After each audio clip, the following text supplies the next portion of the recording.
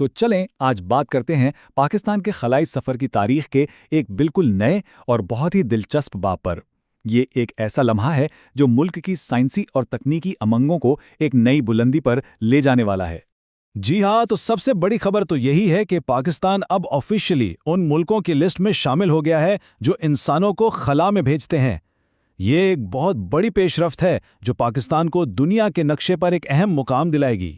یہ کوئی معمولی بات نہیں ہے، یہ واقعی ایک تاریخی لمحہ ہے۔ یہ ملک کے سائنسی اور ٹیکنیکل ترقی کے لیے ایک بہت بڑا سنگ میل ہے جو آنے والی نسلوں کے لیے ایک مثال قائم کرے گا۔ تو چلیں اب بات کرتے ہیں ان لوگوں کی جنہیں اس بڑے مشن کے لیے چنا گیا ہے، یعنی ہمارے ہیروز کی۔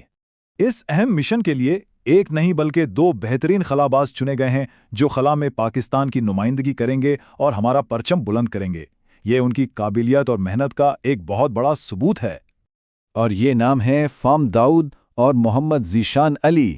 یہی وہ دو ہیروز ہیں جو پاکستان کی خلائی تاریخ میں اپنا نام سنہری حروف سے لکھوانے جا رہے ہیں۔ اچھا، تو یہ تو ہو گئی خلابازوں کی بات۔ اب ذرا مشن کی تفصیلات بھی دیکھ لیتے ہیں کہ آخر یہ ہے کیا اور اس میں کیا کچھ شامل ہے۔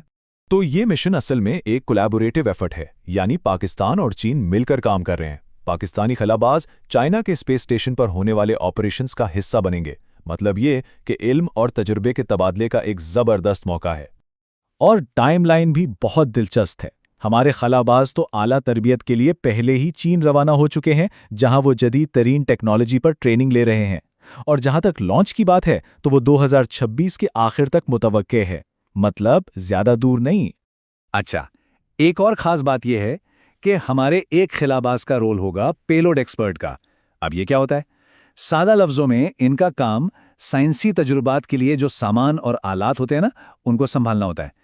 بہت ہی اہم اور ٹیکنیکل ذمہ داری ہے یہ۔ تو سوال یہ پیدا ہوتا ہے کہ آخر اس مشن کی اتنی اہمیت کیوں ہے؟ اس کے پیچھے سائنسی مقاصد کیا ہیں؟ چلیں اس میں نظر ڈالتے ہیں۔ دیکھیں، خلا میں یعنی مائکرو گریوٹی میں جہاں کشش ثقل بہت کم ہوتی ہے، وہاں بہت سے سائنسی تجربات کیے جائیں گے۔ ان تجربات کا مقصد فوڈ سیکیورٹی کو بہتر بنانا ہے، مطلب جیسے خلا میں پودے اگانے پر ریسرچ کرنا اور ساتھ ہی انڈسٹری کے لیے نئے نئے مواد تیار کرنا۔ اچھا، اس مشن کا صرف ایک سائنسی پہلو نہیں ہے، اس کا ایک سفارتی پہلو بھی ہے جو پاکستان اور چین کی گہری دوستی کو ظاہر کرتا ہے۔ اس حوالے سے وزیر اعظم شہباز شریف کا ایک بیان بھی ہے جس میں انہوں نے کہا کہ انسانی خلائی مشن میں شرکت کے لیے پاکستان کا انتخاب دونوں ملکوں کے درمیان قریبی تعلقات کا مظہر ہے۔ یعنی یہ مشن صرف سائنس اور ٹیکنالوجی کا نہیں بلکہ دوستی اور اعتماد کا بھی ایک بہت بڑا ثبوت ہے۔